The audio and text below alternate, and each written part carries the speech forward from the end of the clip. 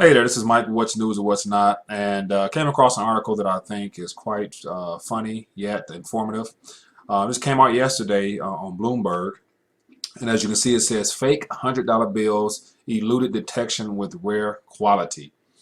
And so here it has a picture of the new $100 bill, which was revealed last year and put in circulation rather beginning of this year for the most part.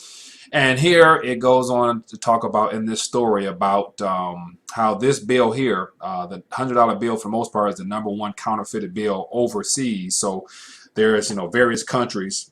One in particular I know for sure. I think it's down in Colombia where they got a heavy counterfeiting ring of where they just produce $100 bills like they're just printed pieces of paper, which technically what they are, but they do it real big down in Colombia, and then also North Korea, where they had prior to this story here, they had the #1 bill that was a $100 bill that was the most undetectable unless you were trained in this type of line of work. You wouldn't even know about it really.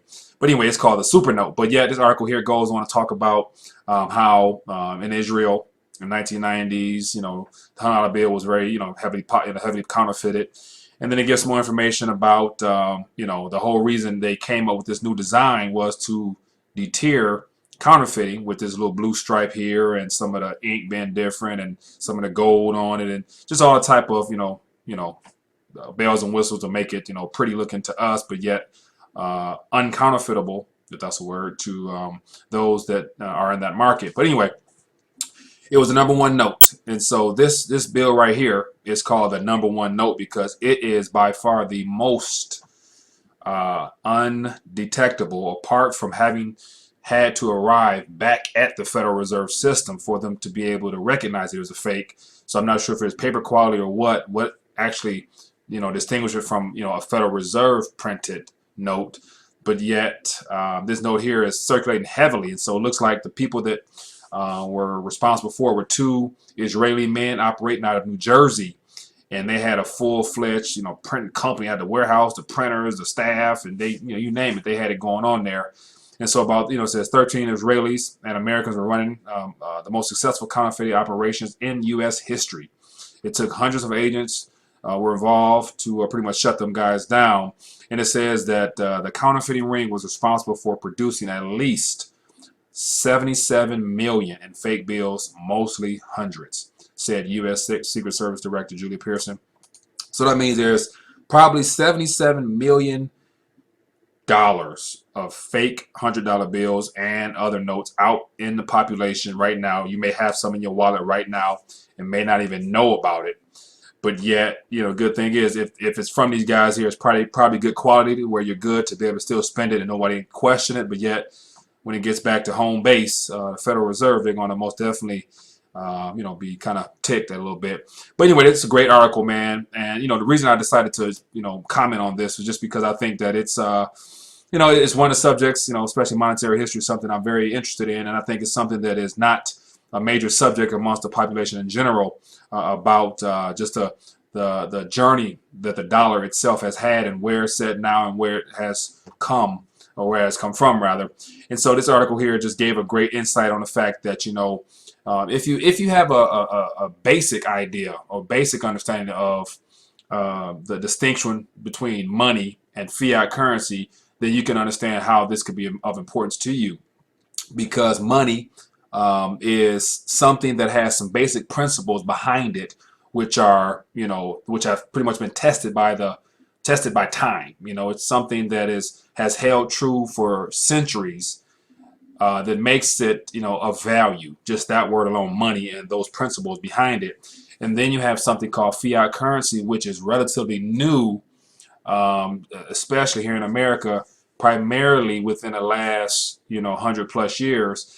And so just to show how how new it is for the most part, it gives a little history here. It says the Secret Service was able to break the ring after Gabe tracked down the man who's whatever. That's not actually not it. Where are we talking about? Where am I looking at? Okay, here we go. Yes. It's a painful case. Said one sign of the ring sophistication, the agent said, was that the counterfeiters appeared close to mimicking the latest currency security feature, including a 3D ribbon. It says the Secret Service has been battling. Let me start again. The Secret Service, which are the people that are responsible for, protecting the money and, going after people who counterfeit, has been battling counterfeiting since 1865 and has watched it evolve from an art form and practice by master printers to amateur scanning and printing bills with their home computers. In the fiscal year ending September 30th, the service recovered 157 million in fake bills. But the most important thing beyond the fact that there's 157 pieces of paper, 157 million dollars worth of pieces of paper floating around that might be in my possession, your possession, give or take. But it just gives you a little bit of history here. It says the Secret Service has been counterfeiting since 1865. And so right there, is a little history lesson of which this organization, the Secret Service, which is a government entity, has been battling people trying to print currency since 1865. And so why 1865 is the question that you should ask yourself. What is it about that year there that pretty much changed the direction of money? And so that right there is a little history lesson, which I'll leave you with there. But 1865, that time frame there is a key time in United States history, of which from that particular time frame there is when money took on a new meaning, which is why this Secret Services was put into play to make sure that they protected what will become legal tender in the United States of America, and that's pretty much paper money. And so that's just a great article. I'll link it here so you can read it. And then I want to also, just for time's sake, or just for history's sake, go back. I actually Googled this, and it says, this is from Reuters last year when this new bill was released. And it says the U.S. Fed ships new $100 bills with anti-counterfeit features. So this lady here, is at the Benjamin Franklin National Memorial in Philadelphia on October 8, 2013. And no doubt, this is a great, unveiling of this new dollar here, front and back. Oh, look how pretty it is. Look how, colorful and whatever. And so it just goes on here to give you some more details about why they did it and things like that. And it mentions that, the U.S. official said that the $100 note is the most frequently counterfeited denomination of U.S. currencies outside the United States, while within the U.S., the $20 bill is the most frequently counterfeited note. And give some more history about whatnot that is informative. It says Benjamins are the highest denominated notes issued by the Federal Reserve since the United States stopped issuing $500, $1,000, and $10,000 notes in 1969. I mean, could you imagine having a $10,000 note, $1,000 or $500 note? And it says the new bills have been in development since 2003. So I mean, since 2003, they've been working on these pieces of paper here to put out to us to use for commerce sake. But what really struck me the most shocking, which is more truth behind, understanding the difference between money and fiat currency, is the fact that it says the new bills have been in development since 2003. The new bills cost about 12.5 cents each to make, 5 cents more than the previous notes because of the greater complexity of the design, Danberg said. And so, it's just, I mean, once again, it's kind of comical to me, because I have done some research and know the distinction of legal tender, fiat currency, and money. So, being able to actually see some things here that sticks out to me makes it comical. But yet, it says it cost them 12.5 cents. 12.5 cents, to make a bill denominated to be $100 that goes out into the public, in which we use, to exchange goods and services. And so I think that's, a little bit more indication of, it cost them 12.5 cents to make. And it probably cost the counterfeit people probably a little bit less because they're so good at what they do. And they save money probably. But anyway, it says the average $100 bill lasts about 15 years before wearing out and being pulled back from circulation. So that is just, some news of what's going on with the $100 bill. I thought it was entertaining. And just, on another note, to go even further, I'm not a fan of these $100 bills. I, actually, kind of, come to, having a monetary, background as far as just choosing to educate myself in that department there. I've come to despise these pieces of paper just because, once you know the history and how we arrived to this piece of paper, it kind of makes you a little bit angry that this is the best that we have to use for now.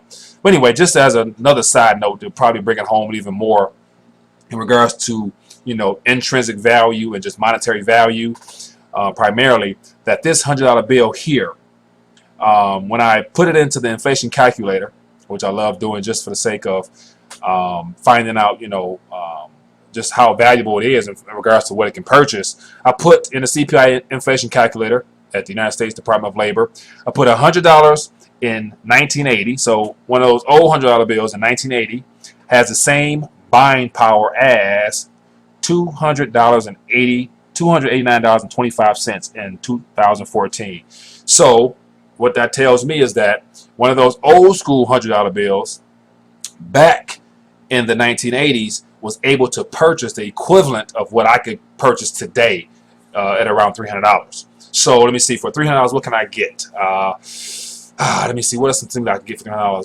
For $300, I could probably, I could buy $300. Yeah, $300 can go a long way. Can't think offhand what I could get with $300, just for example's sake. But yet, what you can get for $300 in regards to actual tangible items that that you could have acquired back then for the same type of money that you have today.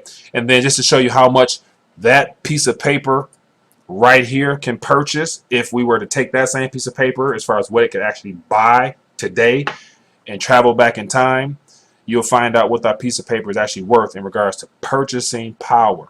So $100 in 1980. So I just flop the dates around. 2014 has the same buying power as, and then go back in a time machine to 1980.